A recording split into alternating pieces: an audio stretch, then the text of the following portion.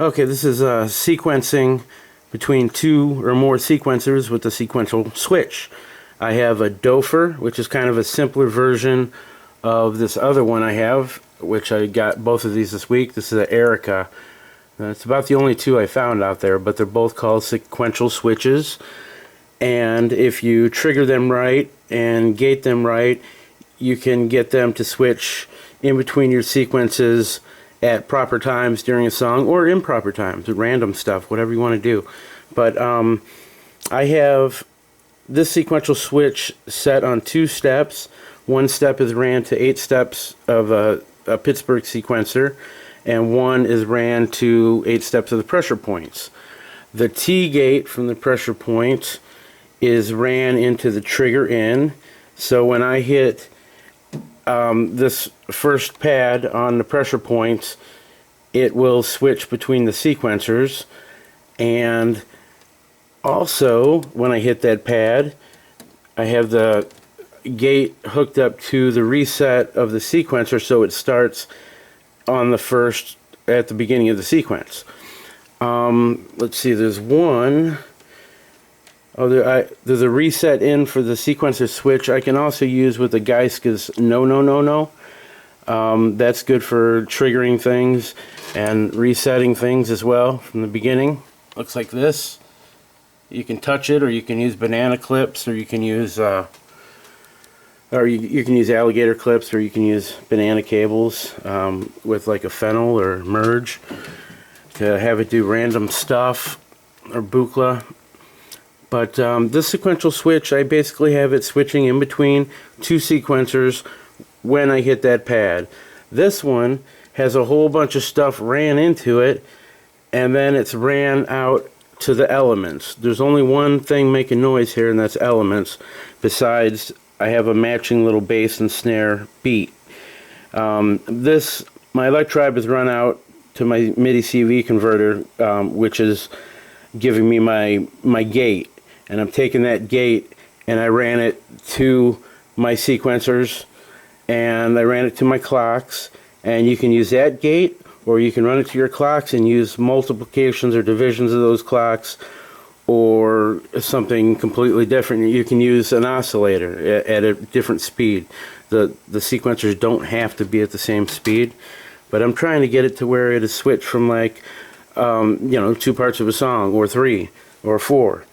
At the proper time. So anyway, let's just try it out. Right now it's playing the Pittsburgh sequencer, sequencer 1. It is switched to sequencer 2 when I hit this, and then it plays this sequence.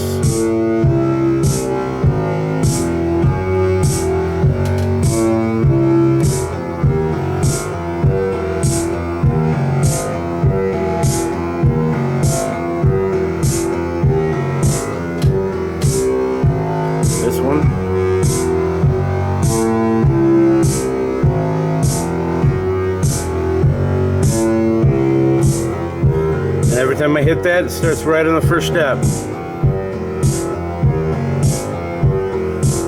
I can hit it right now. I can hold it there.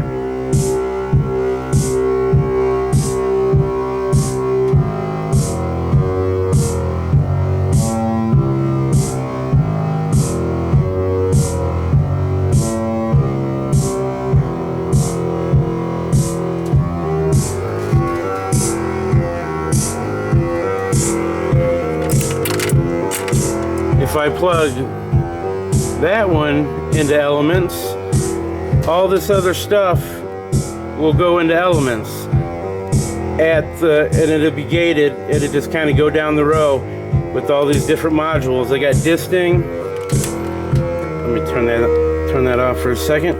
I got disting. I got the modulation wheels ran into there. I got mass and function ran into different inputs on that guy.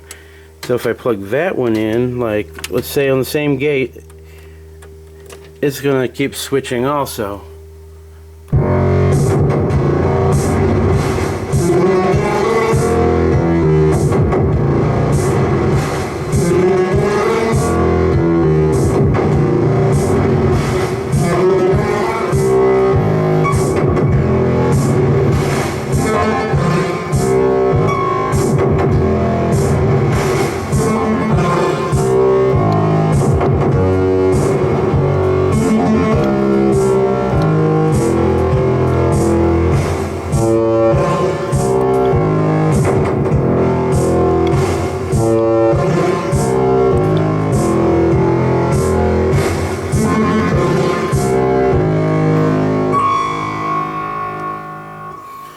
you can link these together by pressing them at the same time, linking gates together, sequences together, linking your inputs together, and get some really weird craziness.